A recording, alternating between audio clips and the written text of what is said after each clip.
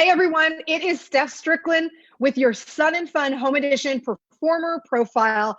We're in the final stretch of this month worth of amazing content as we get ready to hit our big telethon that is coming up on the 30th. We have a lot in store today, but please, if you are joining this live stream, let us know where you are watching from in the comments. Let us know. We would love to give away free things to you. So that includes a t-shirt, a really cool Sun and Fun t-shirt that, by the way, if you wear it at Sun and Fun during 2021, the Prize Patrol will be out in full force to do giveaways and upgrades on the spot, as well as giving away a 4-pack of tickets to Sun and Fun 21. So I want to congratulate the last winners that we had for the 4 tickets. Warren Winkler of Northport, Florida. Congratulations to you for winning the tickets. And the t-shirt winner was Michael Weck from Boynton Beach, Florida. A huge congrats. Now I want to bring in Sun and Fun's Greg Gibson while I go ahead and get our Sun and Fun chat fired up on Facebook. Give me your questions and comments in real time, and I will pass them on. Greg, I want to know, of all the things that folks have had a chance to see, there's still so much more to come. What is something you are looking forward to sharing with everyone in the future?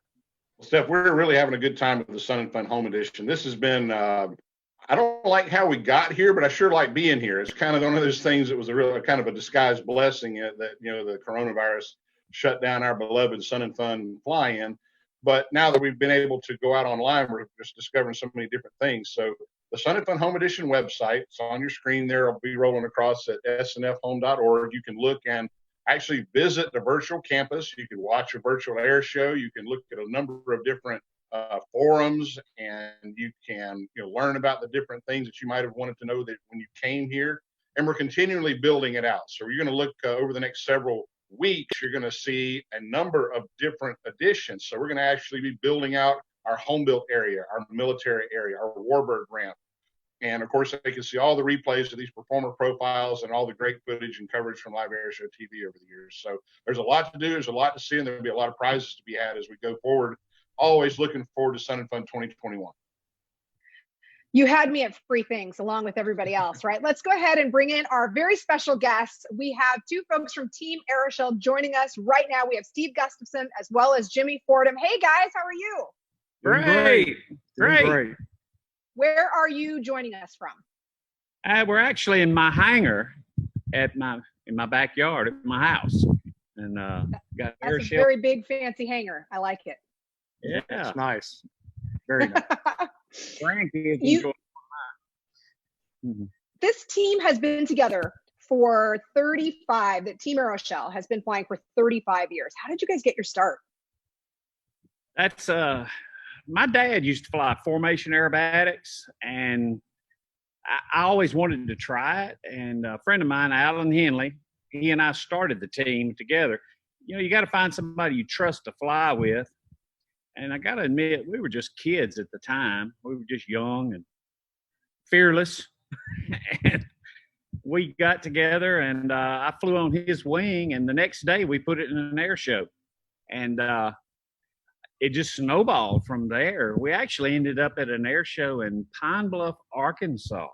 Somebody saw us in Lake Providence, Louisiana. Then they said, "Well, come to Pine Bluff." And then John D. Rockefeller III was in the crowd. And he came over to us and he said, "I'm having a bluegrass festival in Pettigene. I'd love you guys to come." So we went.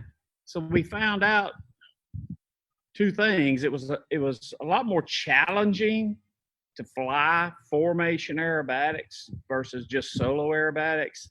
Also, we could have a camaraderie, more fun together, and we booked a lot more shows that way.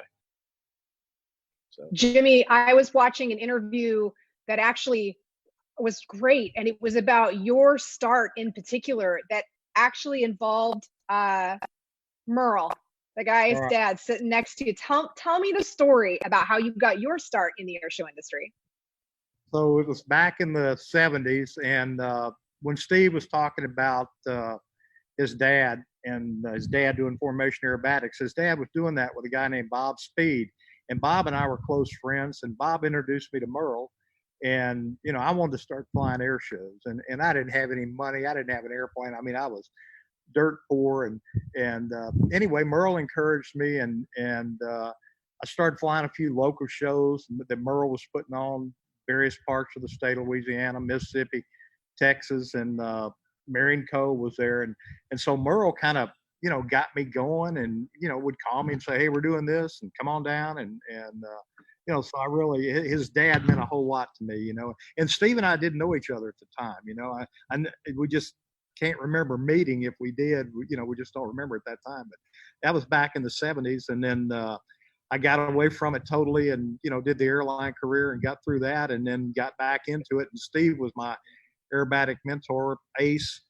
And back in 2004, he gave me my first check ride, and started getting back into aerobatics and flying solo aerobatics in a yak, and then formation in a yak, and then finally formation aerobatics for the Aeroshell team. Is it? Go ahead, Steve. I've flown with Merle in formation. I've flown with Steve in formation, and I've flown with Brad Gustafson in formation. So that's kind of unique in my book. I really like that. Steve, my question for you is it true? I really want to know the backstory, because all I had is the one little sentence snippet.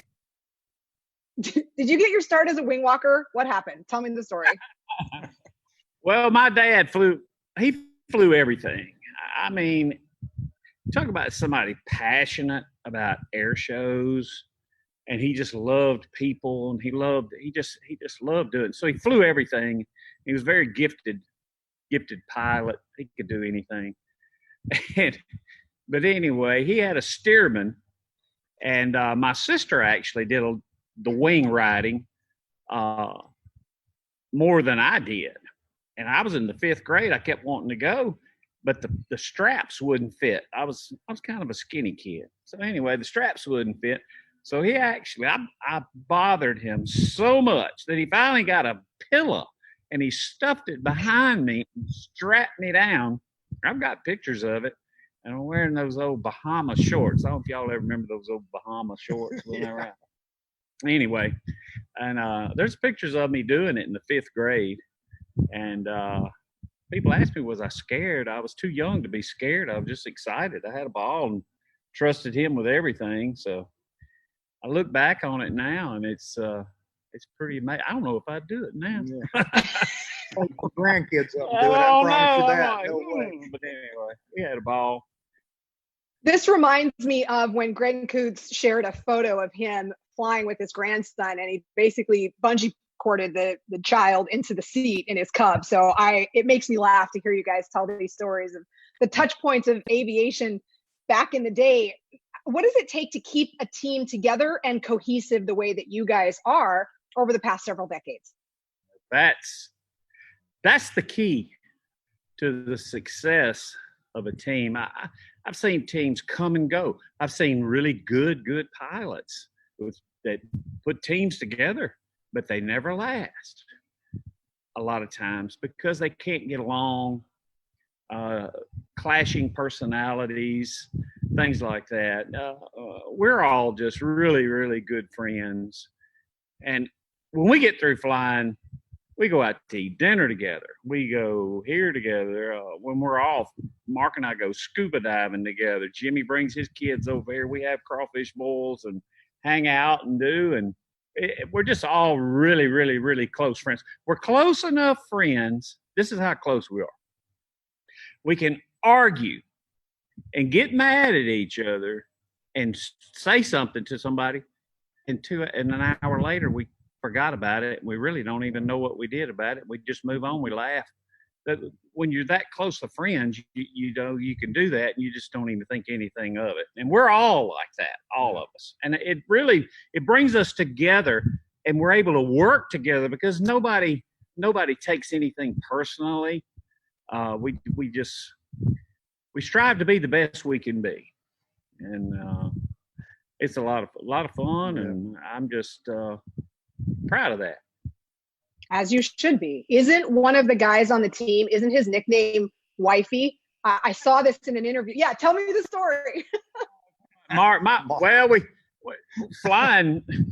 One year we flew 32 air shows in 1 year. That's 2003, 100th year of 100th anniversary of flight. And Mark and I hung together so much on my favorites on my phone. His I didn't mean to do this.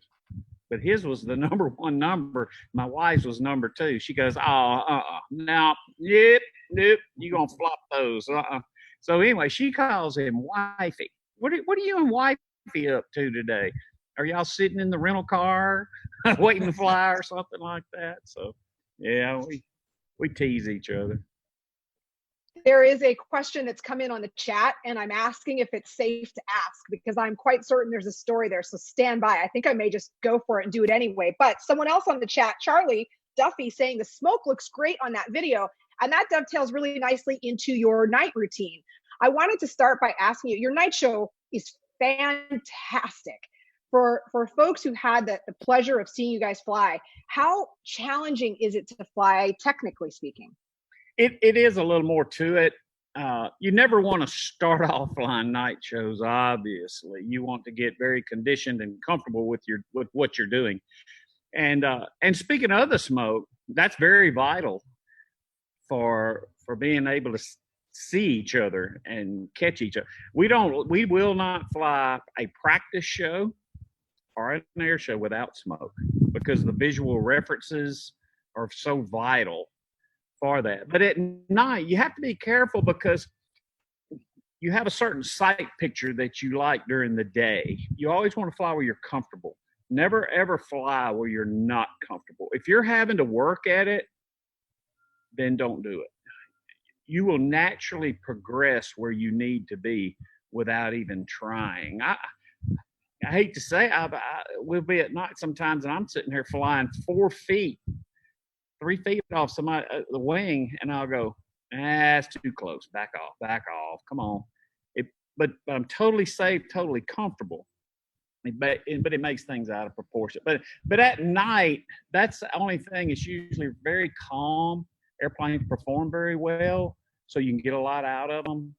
So you just have to be disciplined in the evening time. You really have to be disciplined I think one of the most challenging things at night that's different, like Steve was talking about, that tendency to get close to each other. But we got a great sponsor in Aero Leads, and they've got those airplanes really lit up good. When we're up close together, people say, how do y'all see each other up there?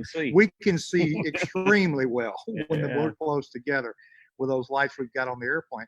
And at the same time, one of the hardest parts of it is when we break apart, like in the downward bomb burst, and we separate. You really want to be cautious coming back in on the rejoin. Steve has preached that years to us that, hey, don't get in a hurry here. Make sure you're smooth coming into the situational depth awareness. Perception. Yeah, your depth perception and situational awareness. You need to always know where you are at all times. Inverted, straight up, straight down, whatever. And especially water shows when you're out over the water. We've flown air shows. One of the very beginning times, we were out in North Carolina at a military base, and we did the down bomb burst where we split apart. Well, normally you have the ground and you can see exactly where you are. Well, at this particular time when we did the down bomb burst, I was headed out over the ocean at night. Well, when I broke apart, I was looking for the ground. Well, there wasn't any. It was just all black. Well, it's a choreographed routine. I know exactly where I was. I rolled out, went to my gauges just to double check. Okay, I know where I'm at, know my altitude. I got double checked. But then when I pulled out, and I thought, when I ace people and teach people, this is something I need to make sure I bring up to every one of them. You don't always fly where you have really good ground references. So be careful whenever you're flying over water to always know exactly where you are. That makes sense. I have a question. I've decided I'm going to ask it. Everyone insists, including Jeannie with Sun and Fun. I texted her. I was like, do I ask this? Do I dare? She goes, yeah, go for it. So Sam and Tony want to know, Steve, where all have you put, what are all the places you put your autograph? That's confidential information.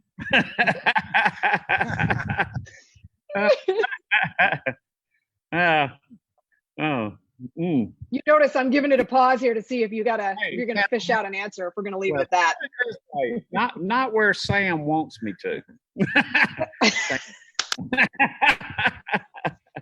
Fair enough. Fair enough. What for you guys, for both of you, what makes Sun and Fun so special?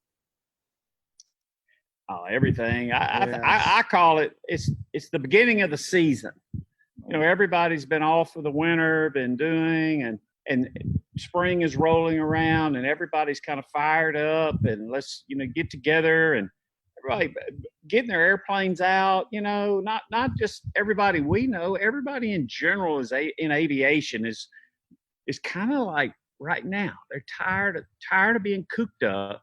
They're tired of they want to get out and about. Well, they get in their airplane and they head down to Sun and Fun, and there's everything down there. All of our sponsors are there. We get to meet get with them and have functions and all of our friends. It's if anybody that's never been to Sun and Fun or Oshkosh, they're really missing out, because usually once you go, you're hooked. Yeah. You're hooked. The return trip, family reunion type atmosphere for us, coming in and seeing all the people Steve's talking really about. Good people too. It's just a good group of people down there. Let's bring Greg Gibson back into the conversation, since we're talking about Sun and Fun and the great sort of family reunion and the feeling of it. Greg, while you basically are air operations director among a lot of other things at Sun and Fun, you also have a long-standing partnership and relationship with the Aeroshell team. How'd you come on board with these guys? Oh man, well we had some mutual friends back in the early 2000s, and I was part of an air show series that we won't talk about right now, but it was an auspicious introduction to, like Steve was saying and Jimmy both were talking about, just the wonderful group and family that is the air show business. And I was fortunate enough to be able to connect with these guys early on. And then we had a few adventures together over the years, and I've been fortunate enough to continue working with them in several different capacities over the years. And now I get to be their host. And that's probably one of the honors of my life, is to be able to take some of these folks I've looked up to for so long, they're my friends, and to be able to show them good hospitality when they come and visit us down here at Sun and Fun. So it's a lot of fun. We enjoy them a lot. Did you lose a Bose headset, Greg Gibson? Oh, now see, Steve was talking about the Mississippi River a little while ago, and I'll have to. There was a time when we were heading into Davenport and the Quad Cities Air Show up there that I was taking some pictures, and I might have leaned a little too far out of Mark's airplane, and that headset might have found its way into the Mississippi River before we landed. Now, all Steve was saying was that he remembered that it got real quiet after I lost my headset. So quit talking. Yeah, that happened. All right. Found out what good a sponsor Bose was. That's exactly right. I want to talk about some of the celebrities who you have flown with over the years. Let's start. Tell me about what it was like to have Harrison Ford go for a flight with you guys. Oh, what a great guy. He loves aviation. He's passionate about it. He's really a great guy. I'll tell you a quick story that none of you guys know. Anyway, I'm sitting there at Oshkosh, and we're signing with Aeroshell, and we're kind of doing, and next thing you know, the line is out going, and next thing you know, this chin sits on my shoulder right here, and I just kept riding, and he goes, "Hey, Steve," he said, "you guys are getting kind of famous, aren't you?" And I turned around, I said, "Hey, Harrison, how you doing, man?" And I turned around and I talked to him. I said, "Man, what are you doing out and about?" And I turned around, and then the lady is sitting there going, "It's Harrison Ford. It's Harrison Ford." She's looking over behind herself. She's sitting, it's going down the line. It's Harrison Ford. So anyway, so I told Harrison, I said, "Hey," I said, "where are your bodyguard at? I thought you had a bodyguard with you." He said, "Oh, man, I ditched him a while ago." He looked the other way. He said, "And I left." He said, "I'm on my own. It feels great." But what a super guy. That's outstanding. Yeah. One of the best ones that I did at Oshkosh, I took Sully up. Yeah. Sully Sullenberger. It landed in the Hudson. Absolutely. Anyway, so he gets to ride with me, right? So this is right after that. What's been about 3 months, 4 months? Yeah, I think his shoes were still wet. Yeah. Well, anyway, so we take off and we go out over Lake Winnebago. and we're circling for the air show to do the flyby. He's riding with me, and he's real kind of a quiet guy till he kind of gets to know you, So I'm out there circling. So I said, "Hey, Sully, what are you gonna do if the engine quits?" Over Lake Winnebago. He goes, "Well, I guess we'll just land the darn thing." I said, "I guess we will, huh?" I said, "I guess you won't be too worried about it." Nah, I ain't worried about it, but anyway, I'm just messing with him. He was a super guy. Yeah. I really enjoyed talking with him and meeting with him. I got to ask you about you took up a Playboy bunny, and I guess she got super sick all over your airplane. I did. I did. Yeah, that's a good one. Oh Lord, tell me the story. That was a little earlier. We just got an Aeroshell, I think, as a sponsor. Airplanes painted. Not gonna say any names because she might be watching, but anyway, she's a sweetheart. But anyway, she kept, "I want a real ride." I said, "You want a real ride? I want a real ride." Well, the night before, she had been at the sponsor thing, and she was going to get to ride. So anyway, we went out on a photo mission. And those are kind of boring because you're just doing stuff. She goes, "Is this all we're going to do?" So as we get ready to go back to the airport, I keyed the mic up. I said, "Hey, Mark, I'll meet y'all back at the airport in about 30 minutes. So I peeled off, and I did everything. I was snap rolls. Matter of fact, I about gave up. I said, "Well, okay, she's pretty tough." So anyway, so I head back to Sun and Fun. And when I turned downwind, I got a whiff of something. Oh, no. And I went, "You okay back there?" She said, "I'm fine. I'm ready to land." I said, "Okay." So anyway, so as I turned base, I turned final, got another whiff. Gear down, fly the airplane, up my land. And I pull up. She was toast. They had to pull a golf cart up to the plane, back up, and literally pick her up and put her in the golf cart and drive her off and everything. That still wasn't the bad part. I said, "Did you get sick, baby?" She goes, "No, I didn't get sick." I said, "Okay." So anyway, so they drive her off. We shut the airplanes up, canopy them up. We go to sign autographs and do. 3 hours later, we got a flight, 3 o'clock in the afternoon. I got the airplane, took the canopy cover. I went to slide the canopy off, and I went to go and get inside and went, "Whoa!" Anyway, make a long story short, I had to fly the whole routine with that in there. And anyway, that kind of. Well, you know who not only did not get sick, but was capable of getting pushed even farther and harder in all of this. She's an amazing person, also a celebrity, a Hollywood actress who has been most recently in Van Helsing, as well as Lucifer, as well as Battlestar Galactica, which is where I first discovered her as an actress, and also has roots in aviation.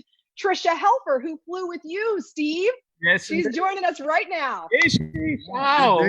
Hello.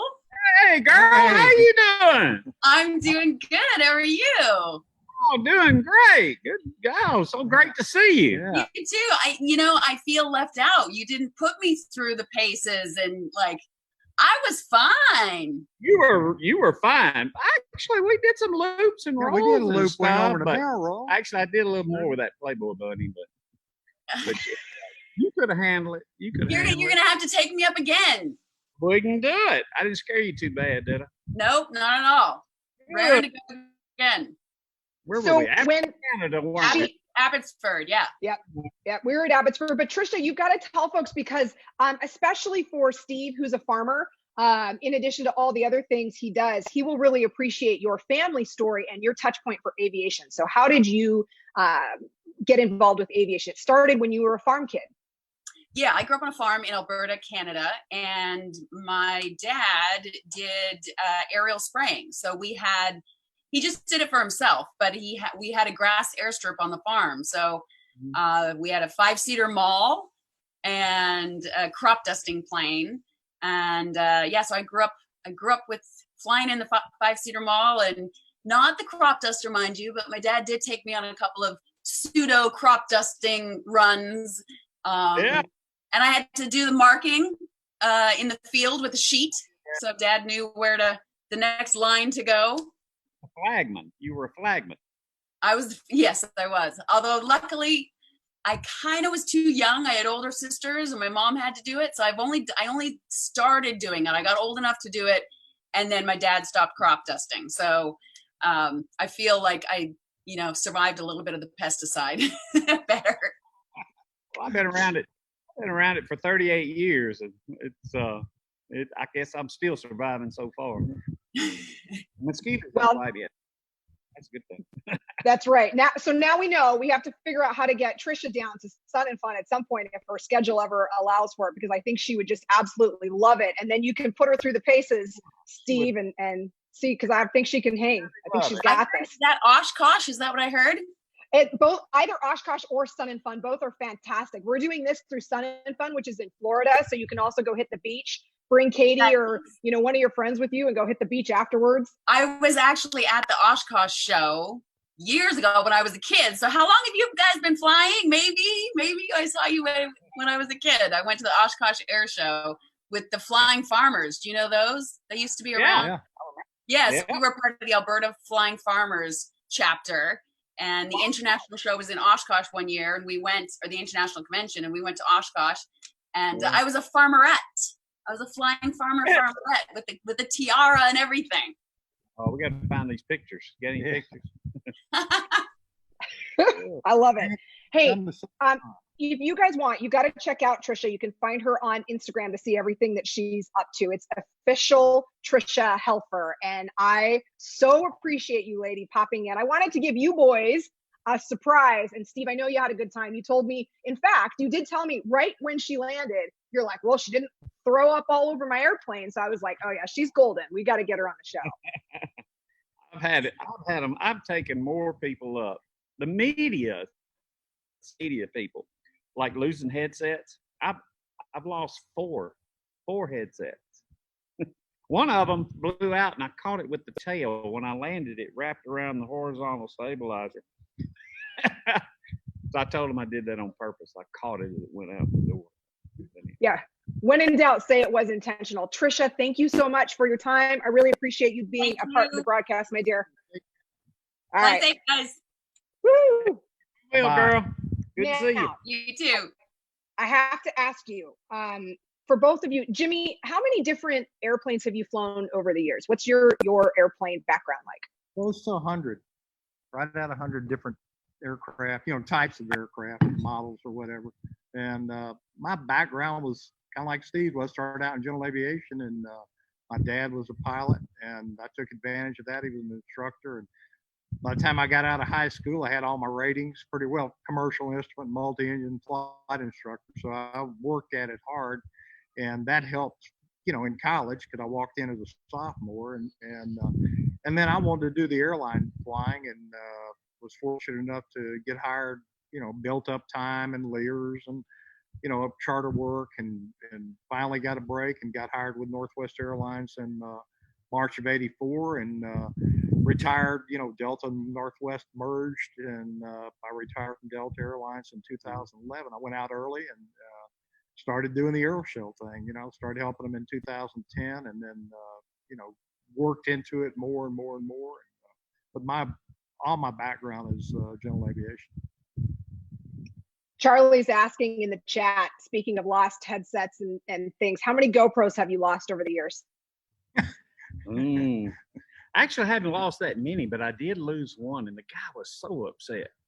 I told him when he put it on there, I said, look, come on. I said, look, you put it on here, but, I'm not liable. Oh, it won't blow off. It won't blow off. It blew off on a night show, and that poor guy spent 3 hours out there trying to find that thing out there on the taxiway and around. I felt so bad. I was just going to buy him another one, but anyway, I've only lost one. They really will stay on there. They really are. We've been up to 250 miles an hour, and they stay. I've had one come off also, but it seems like in the last 3 or 4 years, they've got it perfected pretty well. The glue they're using sticks. Yep. It works. Before we get to the history of the particular airplane that you fly, let's talk, Steve. Let's do And this I had a chance to sort of prep you for. Give me your 30-second flying resume. Just start listing until you run out of breath the airplanes you've flown, Steve. When Jimmy said he flew 100, I was waiting on you to ask me. I was going to say, well, I've flown 101. He better have flown more than me. He's been, mine got young, and then he better. But I've flown. I haven't. I should have. They tell you when you're younger that you should keep up with this stuff, and I, in my head, I've kept up with some of it, but I've flown at least over 200 different types of airplanes, from ultralights, gyrocopters, helicopters, warbirds,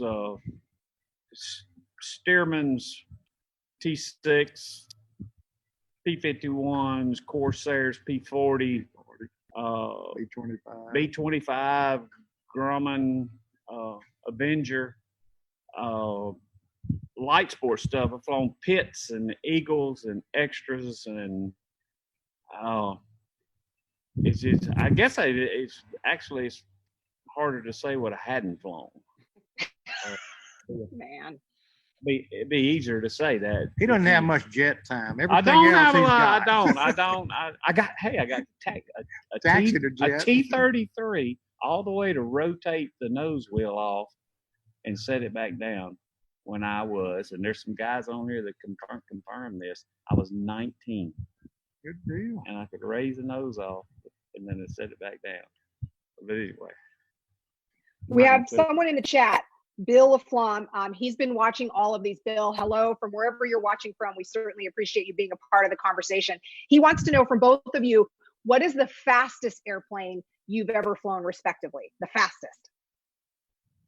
The fastest that I've ever flown was probably be the DC-10 of the Airbus. Airline speed.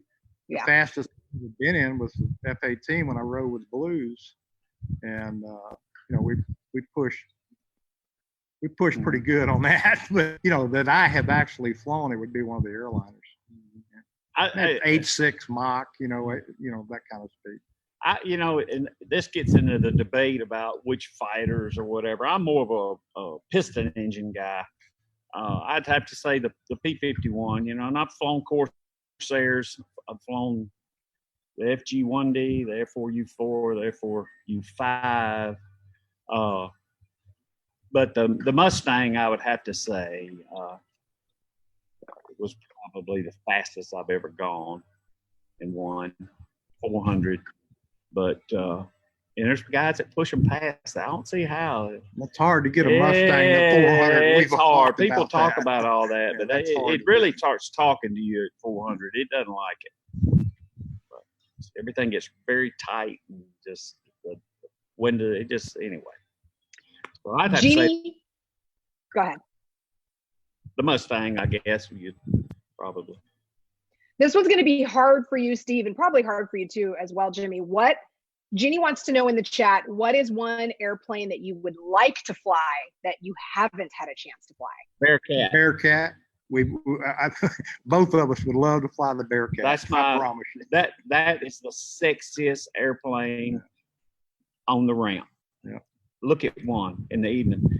She sits out there with those long legs, standing up there, those wings. Oh, that's a Bearcat. And by far, I would love to go do that. Yeah. I can remember when Corky Farnoff and Bill Farnoff were flying the Bearcats in a formation aerobatic routine when I was in high school, and it was amazing to watch those guys. Corky told me, if you ever fly a Bearcat, you will throw rocks at a Mustang. You actually won't even want to get in one anymore.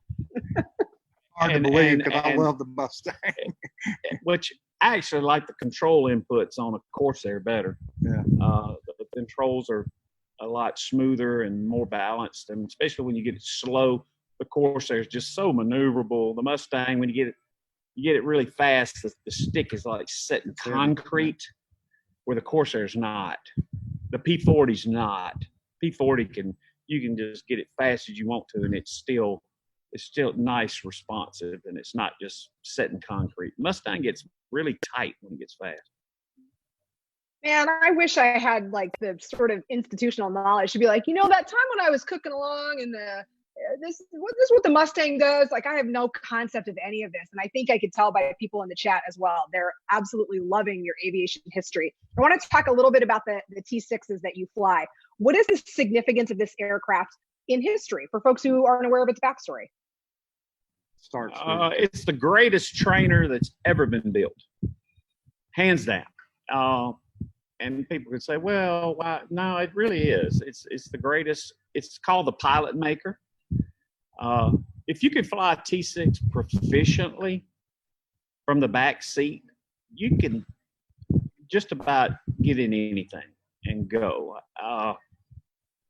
It's not a hard airplane to fly, but it is. It can be very unforgiving if you mess with it. I've told people when you get in it, when I instruct in it, if you get the ball, you need to be very coordinated when you fly. Keep the ball in the middle, unless you're trying to do snap rolls or something like that. Because if you get it slow and you're not coordinated with a tapered wing, it'll come out. I tell people, it might not say, anyway, don't piss it off. If you do, it'll come back at you. I've got over 5,000 hours in this T6, and we were landing. I came like last year somewhere, and it wasn't even blowing that hard. And I landed, was going to set the tail down, and it just decided to try to make a left turn. Now, don't get me wrong, I caught it, and I set the tail, and I thought to myself, I said, I don't care 5,000. When you land this airplane, you better be on your game. Yeah. And you better, if you ever think, oh, it's just another, well, you get ready, because she'll wake you back up. When we're flying the air show and we've done a good show, and we can tell right away if we've flown a really good show, and we know when we've flown a bad show. But one of the call outs that we do on the team is I'll say, spacing's good, Steve, and I'm telling him that the spacing between me and him is good, so he can land his airplane, do what he needs to do with it, and get it stopped. And I always tell myself I am landing a T6. And I've done that ever since I've been flying it, and it just, we're not in any other kind of airplane. We're in a T6, and it can try something or move and catch you off guard. And then we try to land them at night. Yeah, at night. Then we've smoked the airport up completely. Yeah. And you're trying to land behind somebody. So it's you got to be on your game. Yeah. You better. You're number 4 in a line of T6s that's landed. You better be paying attention, because there's a lot of disturbed air in front of you that you're getting ready to go through. That makes perfect sense. Having seen you guys fly at night and see the awesome ground show that you put on in addition to what you do up in the sky, I imagine that getting your airplanes from show site to show site, in some cases more than 20 shows a year when we're not dealing with what we are right now, I imagine logistically that's challenging. But I want you to tell me about this prop swap. And Greg Gibson, I don't know if you were a partner in crime in any of this, but there was a prop swap that apparently happened at Sun and Fun in 2007. And I don't know that you've ever missed a performance there. Is that right? Not that I know of. That was 7. I think I had to drive over to Gene's house at Spruce Creek and pick up his spare prop and bring it back over. And y'all caught it on a down day, and the airplanes was flying the next. I think it was Allen's that went. I don't know. Through prop governor or something. But anyway, it was something. We were all. It was amazing, because he came. Y'all landed, identified what the problem was, and I was in Spruce Creek about 4 hours later. And then by the next morning, that prop was on, and the show went on. It was amazing. We've got some really good mechanics on the team. I've been mechanic working on these things my whole life. Mark, he's a master mechanic, and we can do pretty much anything ourselves, which you need to be that way if you fly these things. If we break down on the road, we carry everything with us, fix it ourselves. We've had engine changes we've had to do on the road. They'll truck them down, Mark and I'll stay overnight, fly out the next day. So there's a lot of folks out there in the chat who are raising their hands, wishing that they could fly in a T6. So for those of you out there who have had the good fortune, that's completely awesome. I hear you. I feel you. I think it would be absolutely incredible. I want to switch gears and talk a little bit about the first responder and healthcare worker flight that you guys did in Monroe. Can you tell me a little bit about the story behind that? And thank you for doing that, by the way. Yeah, it was, I was watching the news. I think it was a Sunday morning, and, we couldn't go to church. So we're doing church in-house and all that stuff. And I saw the Thunderbirds had done a flyover in Las Vegas. And we had just had a tornado go through Monroe on that Sunday. And I thought, we need to do something for these people, because Monroe's pretty down anyway, and now we've got this tornado that's gone through. And so I called our Congressman, Ralph Abraham, and I said, hey, Thunderbirds did this. And he said, yeah, I saw that on the news. And I said, I want to do it for Monroe with the team. And Ralph Abraham, our congressman, is also a pilot. And he was like really on board to do it. So, we started out with just a thought and an idea, and we contacted the team, and I said, hey, here's what I got. And they said, yeah, let's do it. Let's make it happen. And we did it. We've had some great response on it. And the one thing that really, probably the most touching moment of that whole deal is Ralph said, now look, when we take off, we've got to go by the Veterans Home. And I said, okay, no problem. We'll make a pass over there. And the folks at the Veterans Home at Northeast Louisiana Veterans Home there in Monroe had taken these veterans and brought them out in wheelchairs and stuff. And when we came by, of course, we just went by. We didn't have a clue what they were going on down there till later on. But there were veterans that were World War II all the way through to the current vets that were crying and waving flags, and just a really emotional deal for them to be able to, see the salute and to see what and all we did was a flyby with smoke on, but it really meant a lot to them. I saw the videos. They kind of choked me up. Right. You never know who's watching, who you're touching with this type of stuff. And Monroe went over so well. Melbourne, Florida found out about it. So now we're going down there to do one July the 4th for them. Right. The same type of thing. Well, then Destin, Florida found out about it. We're going to do one in front of the Emerald Grand right there in Destin, Florida on July the 3rd. So it's just, those guys are heroes. These first responders are out there.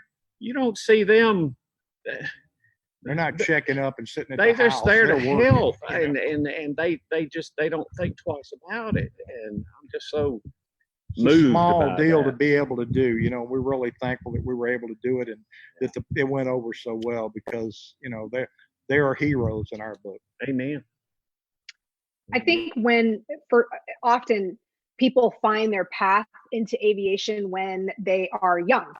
And so that's why the work that Sun and Fun does is so important, which is why we're here doing these interviews, putting the information to help donate to the program on the screen, so folks have an opportunity to help create the next generation of aviators and maintainers and the whole 9 yards. So when you talk about doing flyovers, in addition to inspiring the first responders, you don't know who's watching. It could be that kid that goes, I want to do that someday. And it's definitely incredibly important. I want to take a minute though to ask you, one of the things that makes these teams so successful, and it's worth it to give love, are the sponsors who help keep things afloat. It's not inexpensive to have 4 airplanes and a team, even with you guys doing all the manual labor, most of it yourselves. Sponsor dollars make the world go round. Moving these airplanes logistically from one location to the next. Now, I have to be totally honest. It's a piece of cake. These airplanes have autopilots by Jenna Systems. We have Aspen Avionics with GPS steering. We can play music. We take off. We got our flight helmet on with our bows inside the helmets. Right. At 10,000 to 12,000, it's usually like just air conditioning being set on maybe 68. Put the autopilot on. I don't have to take my shoes off. I don't have to get looked at by the security people. And these airplanes will fly 5 hours nonstop. So I can go from my house to Oshkosh nonstop, or I can go to Sun and Fun nonstop from right here in this hangar. I can go to North Carolina nonstop. We've been as far north as Nova Scotia, Canada, and as far south as El Salvador, Central America. We took off 3 years ago and left out of Houma, Louisiana one morning and went all the way across the Gulf, in the airplanes, and felt totally confident about it. I mean, we've got great avionics in there, great support from our sponsors that supply that stuff. Our sponsors are so great. We've had these sponsors a long time. They're just great, and we've had Champion was one of the first ones that we ever got, and they just the people there. You go to their factory. We've been to their factory, meet the people working in the factory. American made products. Woo! Yeah. They're just. I pinch myself when I go and meet these people and do all this stuff, because they look up to what we do, and I'm just a country boy doing my thing. That's what I am. I'm just country boy doing my thing.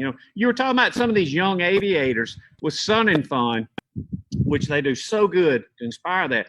Every time I go to Sun and Fun, I talk to the young aviators, because I always want to inspire them, try to fire them up, and always they usually go, well, I've only got 100 hours. I said, well, guess what? I had 100 hours at one time. Everybody. Lindbergh had 100 hours at one time. Bob Hoover had 100 hours at one time. Patty Wagstaff had 100 hours at one time. I said, don't think of it that way. Just one step in front of the next, and you'll never know where you end up. You'll never know. And I've had young kids that I taken flying that went with the airlines, with the military, with agriculture. I hate to say it now, I'm old enough that, a lot of them are just been flying for 20, 25 years. So it's neat when you run into people that they've flown with you 10 or 12, 15 years ago, and hey, guess what I'm doing now? They start telling the story, like, wow. Yeah. I was giving rides with the JCs. I was in the JCs at the time. We had a little flying thing. We took a young guy. His name Tommy Massey. If Tommy's watching, or if anybody remembers Tommy, we took him flying, and he came out. We landed. He said, "That's it. I'm taking flying lessons." Which I get that a lot. A lot of times you're like, "Well, I don't think." Now he's flying with a major airline. Made a total career. He's been flying with now for 20 something years. I have a list of stories like that a mile long. You just encourage each other and follow your dreams, and don't anybody tell you can't do something. Yeah. That's something I really try to stress to the young ones is, if you've got to go, stay with it, set it. Don't let anybody tell you can't do it. Just 110%. People ask, they said, well, how did you get to where the seasoned T6 pilots that try to do what we do, how do you do that? How do you, I just don't get it. I can't. I said, listen, we put in the dedication, the time. It's an evolution of time. You don't just get a T6 and join the team the next year. You have to put in the passion and the love and the time and the dedication to get there. Yeah, it takes a lot of work to get to doing what we're doing. But you can do it if you just got to stick at it.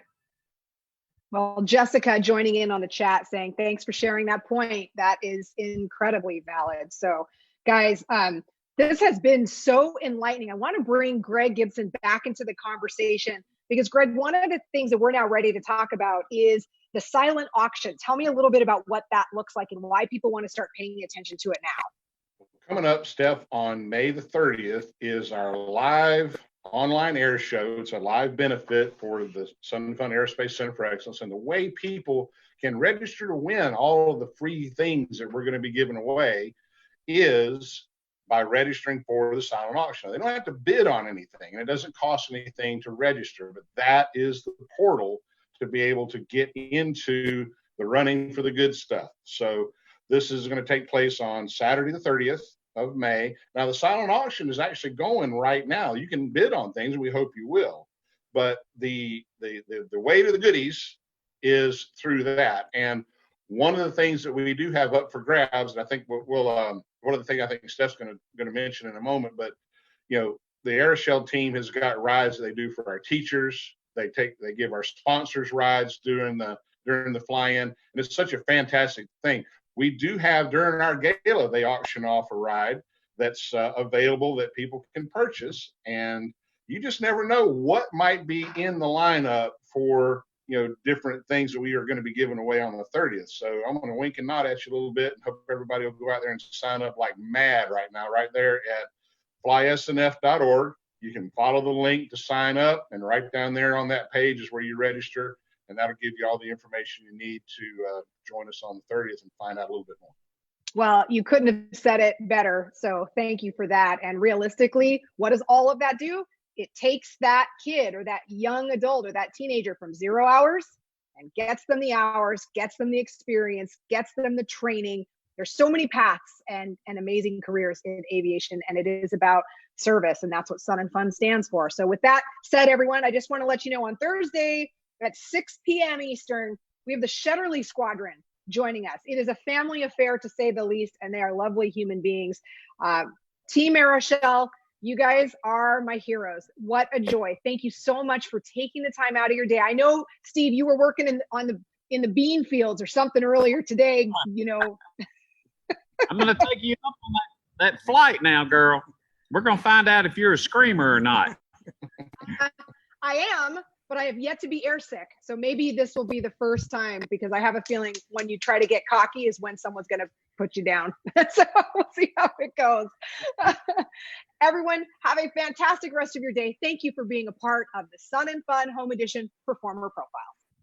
Thank you. Thanks. Thanks a lot, guys.